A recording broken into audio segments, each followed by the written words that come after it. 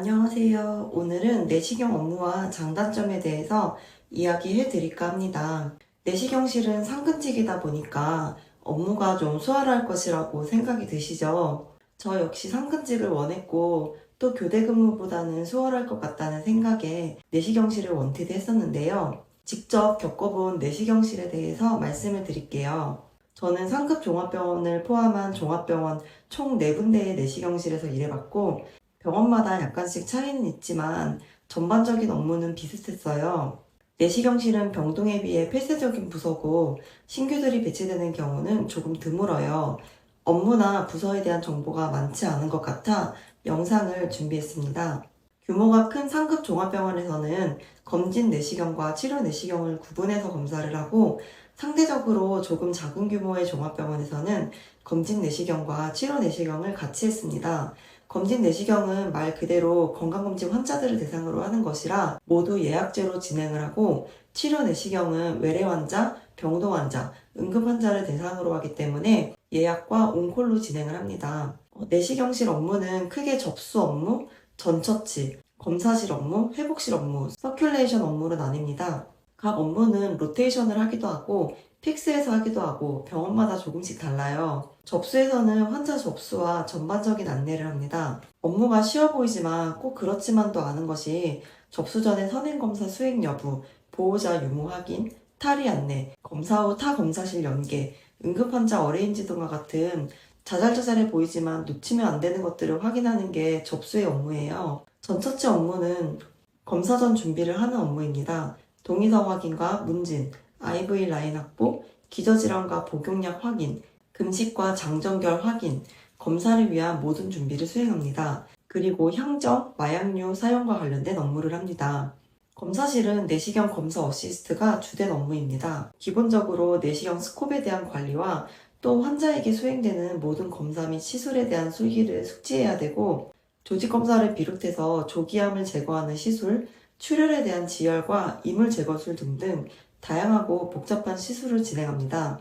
검진센터에서는 비교적 간단하게 위내시경과 대장내시경, 그리고 조직검사 정도만 수행합니다. 검사실에서는 검사를 수행하면서 환자의 모니터링까지 해야 하다 보니 멀티태스킹이 중요하고 또 검사의마다 스타일이 다 다르기 때문에 눈치 있게 교수님과 손을 맞추는 센스가 아주 중요합니다. 예를 들자면 간단한 조직검사를 할 때도 교수님별로 선호하는 악세사리 종류가 다 다릅니다.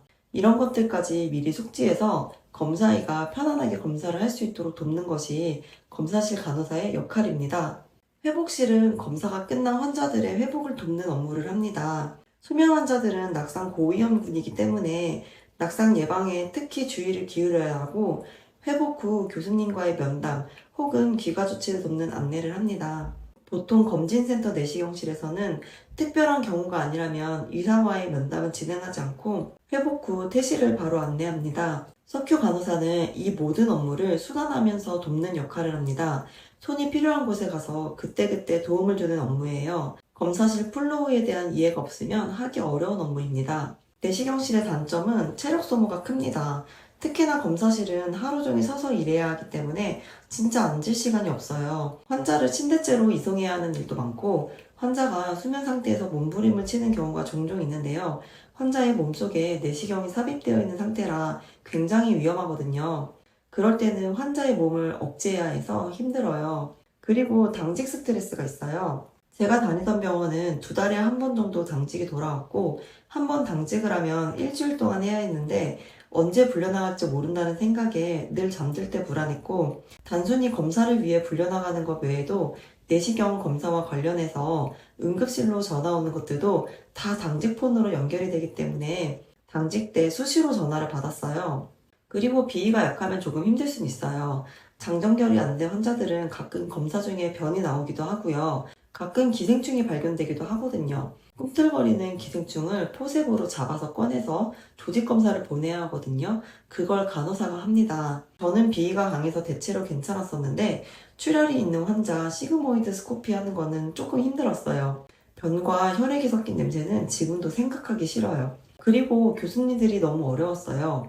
수술실에서 간호사들에게 소리치는 교수님들 드라마에서 많이 보셨을 텐데 내시경실도 비슷하거든요. 교수님께 일 잘하는 간호사로 인정받기 위해 좀 애를 써야 했던 기억이 있습니다.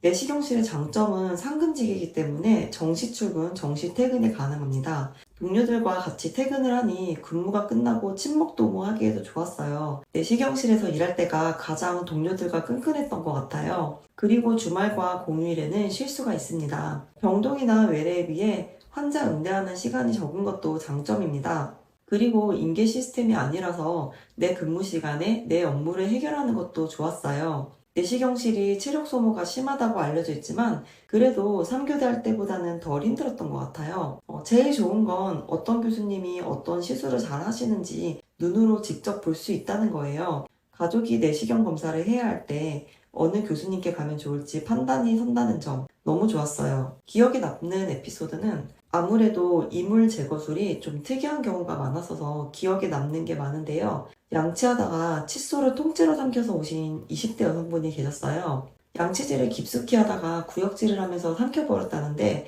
그 큰 걸 어떻게 삼킬 수가 있나 진짜 신기했어요. 칫솔은 잘 꺼냈습니다. 또 기억나는 건 자궁내 장치가 장까지 뚫고 나온 할머니를 본 적이 있어요. 그분은 결국 내시경으로 제거를 실패해서 수술하시기로 했거든요. 진짜 포린바디는 별의별 경우가 다 있어요. 그리고 마지막으로는 환자를 좀 내 가족처럼 생각하게 된 것 같아요.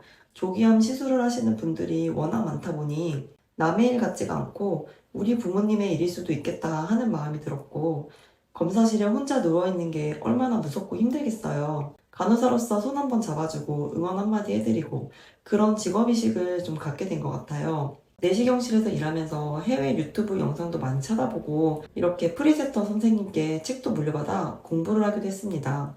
오늘은 내시경실의 업무와 장단점에 대해서 말씀을 드렸는데요. 내시경실 업무를 고민하시는 분들께 도움이 되었으면 좋겠습니다. 구독과 좋아요를 눌러주시고 다음에 다른 유익한 정보로 다시 찾아올게요.